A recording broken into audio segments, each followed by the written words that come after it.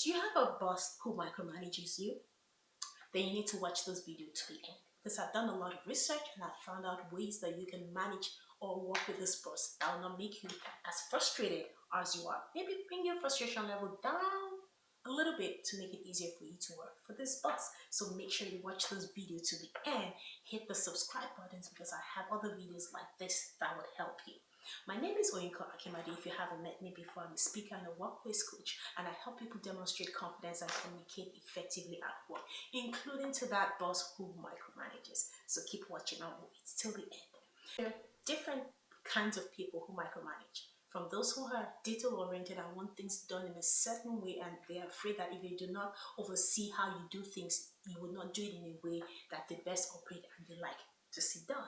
To those that are under scrutiny and they're breathing down their neck, so that they're breathing down your neck and micromanaging to make sure that things get done, so that it doesn't get them fired or it doesn't get them in trouble. And you have those that just micromanage because that's how they know how.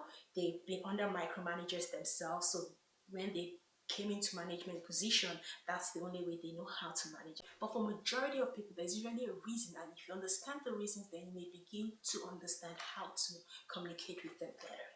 All right, so the first thing though you need to do is to check yourself. Yes, it has to start with you.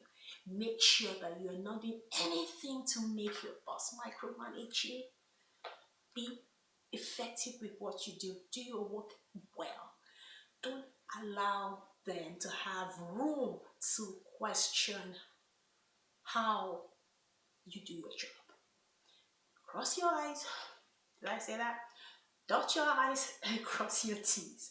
You know, this is especially true if you have a micromanager who is highly detail oriented. What are the examples of a detail oriented boss? Or how would you know if you have a detail oriented boss? Let me say they have a schedule, they like things done in a particular way, they don't like you changing things without letting them know.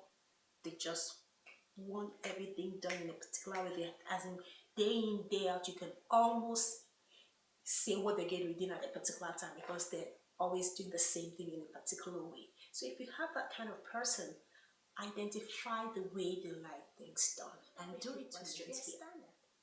But do you complete your tasks on time? Do you address problems as you notice them? That is a big one. Don't wait till the last minute to address any problem. And once you notice a problem, promptly bring it to the attention of your boss. Remember that a boss that micromanages likes to be in control of everything. So don't let him or don't let your boss hear that a problem came up from somebody else, because that would make your boss think that you're not on top of things or he doesn't know things that are happening under him. So once a problem arises, let your boss know. And if you have any suggestions on how you can address that problem, also let your boss know. But keep your boss in the loop of any problem that may arise as you do your job. That is key to ensuring that your boss learns to trust you and doesn't micromanage you like you don't want them to. Okay? The other thing is to identify the personality traits of your boss and that are yours as well. Because when you know how you work and you know how your boss works, you can easily identify the areas where you do things in the same way and the areas where you differ. And if you have problems in the areas where you differ, then you know exactly what to do to address that problem. For example, let's take the conscientiousness trait. If your boss is highly conscientious and you are not that conscientious, as highly conscientious as your boss, it is possible that your boss will begin to think you're not giving him or her the details they need to perform their jobs well. So if that is a problem that you have, then it is left to you to really ask your boss for the things they want. Like observe what are the kind of questions that they keep asking over and over. If you are tasked to do something, find out the markers that your boss or the things that your boss would like to know about as you do those projects so that you're able to provide them, because they would not be satisfied with the big picture. They're not the summary kind of people. They're probably if your boss is a detail-oriented person, he may want that data. He may want where you got your research from. He may want where you got your references from, so that when he's in his own time, he may go through some of these references to inform himself before he makes his decision. So look at the personality of your boss and see where you differ so that you know exactly where you need to work on to make it easier for your boss to back off of micromanaging you. The third thing too is to agree on how you would communicate. Discuss with your boss on the schedule of communication. For example, if you know that your boss is always asking you several times a day on how the project is going, then at the beginning of a new week, have a plan. Let your boss know, okay, these are the things that I am going to be doing this week. How would you want me to update you? If he says, oh, I want an update like morning and night, of morning and at the end of the workday every day, and you know that's too much, you can offer to say, to give him an update at the beginning of a workday every morning or just at the end of the workday. Or you, if you can stretch it out to the middle of the week. But that will be easy if and only if you're thorough with your job. You do not wait till the last moments to spring up problems to him or to her. So you see, that's why it's important that you don't do those two things so that you're able to negotiate for things along the way. So initially, you may start small. So if your boss wants update every hour, don't say, oh no, I'm going to just give you once a week. He would never agree to that.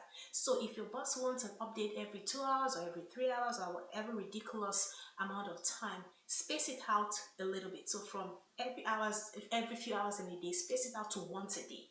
Then once he earns your trust, or you earn his or her trust, then you can space it out to 2 or 3 times a week. So do it incrementally, because if you do something too large, then most likely your boss is going to refuse that suggestion.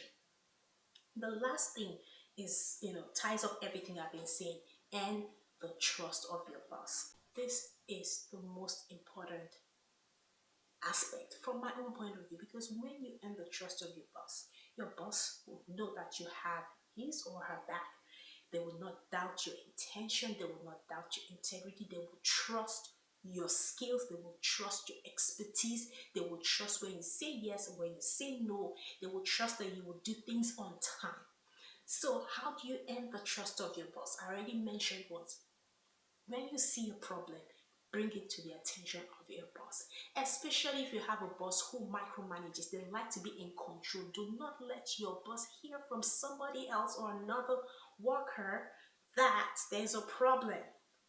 Your boss needs to hear that from you. So when you see a problem, go to your boss and say, hey, this problem has just come up. This problem has just come up. But here are the things I am going to do. I just want you to be in the know. That is so important in earning the trust of your boss. Do not be passive aggressive. Do not be openly combative. Do not question the authority of your boss. Those things will not help you earn the trust of your boss, and those things will not stop your boss from micromanaging you. Then try to form a workplace relationship that is mutually beneficial so that you can come to agreement on how certain things can be done. So I hope these tips have helped you and will give you ideas on how to manage that boss who micromanages. Remember that it is better to try to deal with what you have now than to hope that the next job you have won't be with a boss that's a micromanager. You can never be so sure. So I'm sure these tips will help you. I look forward to seeing you in the other videos. Subscribe to my channel. I share a lot of workplace tips, and click the bell icon so you'll be the first to know when I upload new content. Leave me a comment below and tell me if you've ever had any experience, or if you work with a boss that's a micromanager, or if you've worked with one and what you did to manage that situation. Thank you and have a wonderful rest of the day. Bye bye.